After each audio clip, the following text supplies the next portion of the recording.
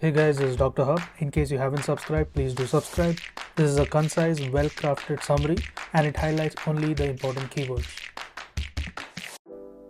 Atresia. Let's look at the duodenal atresia, the jejunal, as well as and the ileal atresia.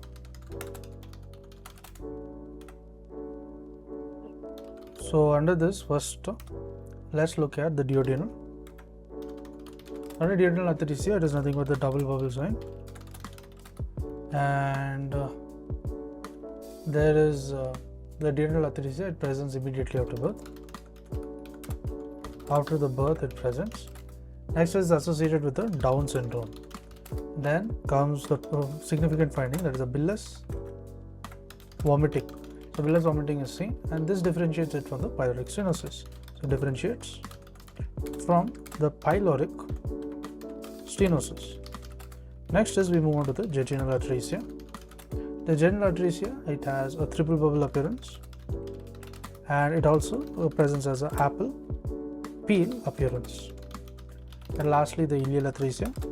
Ileal atresia, it has bubbles, that is, there are multiple bubbles are present. To learn and grow daily like this, please do subscribe.